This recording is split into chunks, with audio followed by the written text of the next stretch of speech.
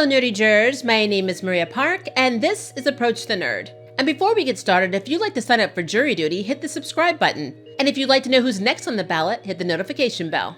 So if you've never had a chance to check out a Daredevil comic book, but you did check out the Marvel series Daredevil, then from that series alone, you know that Daredevil and Elektra have a very complicated and sometimes very violent relationship. And that doesn't really change in Daredevil issue 11 through Hell Part 1.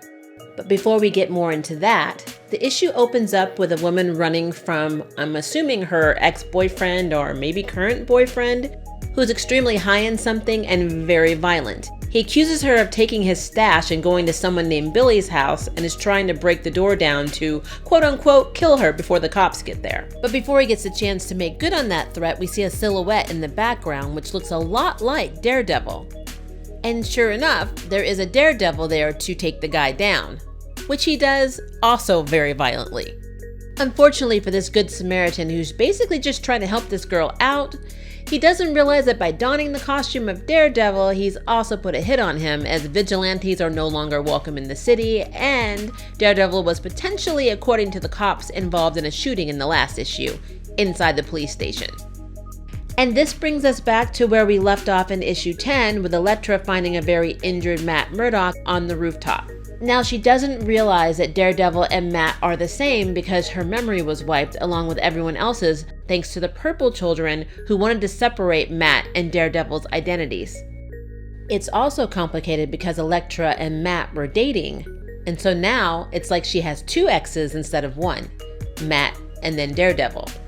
Now, after giving Daredevil a small beating and reminding him that they were both trained by Stick and how he's going about things is basically going to lead to him getting killed, she assigns herself as the new Stick. So basically, she's going to be Daredevil's new trainer, and she's going to help him and whip him into shape, whether he likes it or not. In the next panel, we see that Izzy Libris is basically going into hiding after the attack by Owsley on her family, to which her son Tom is not happy about.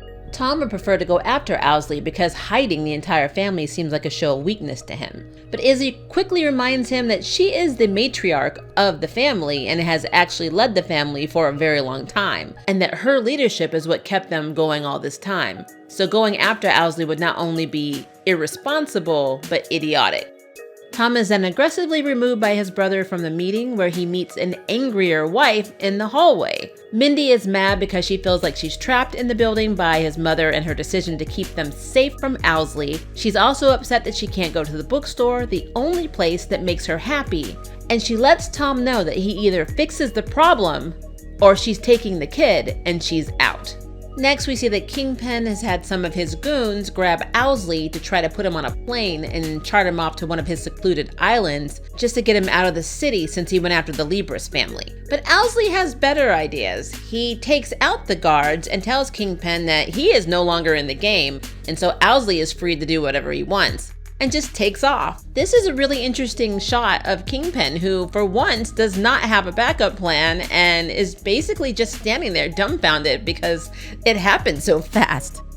Next, we learn that Cole was forced to take a new partner, Detective Green, who he has no intention of building a relationship with, especially after the dirty cops in his precinct killed his previous partner, Detective Higgins. We also see that Cole is still sticking to his mission to take down all of the vigilantes, even going so far as setting up a fake mugging with undercover cops to try to catch Spider-Man. Which of course he fails because, come on, it's Spider-Man. Instead, Spider-Man decides to turn the tables on Cole and grabs him. And after a heart-to-heart about vigilantes not really having a rule book because there really hasn't been time to make one, so it's hard to kind of police themselves, but they do the best they can, Spider-Man lets Cole know that he's going to have to make a choice. Either he follows the rules or he saves lives. And Spider-Man also lets him know that he's not about to let his friend Daredevil hang in a city that's run by the Kingpin.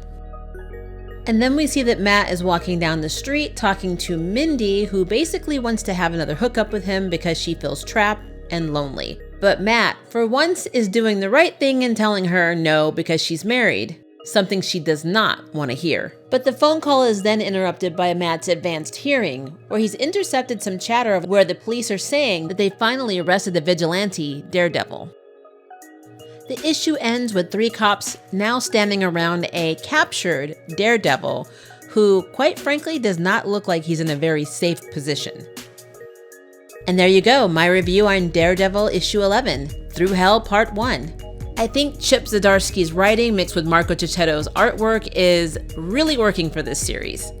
And I really love how Spider-Man not only has Daredevil's back, but is actually changing Cole, the straight-laced detective's mind. I mean, with everything that's happened to him, I mean, it'd be kind of weird if he didn't start thinking more like a vigilante. So I am looking forward to issue 12 because I love where this is going. But what do you think? Leave us a comment below and let us know. And until next time, I can't wait for you to approach the nerd. And if you have time, check out some of these other videos.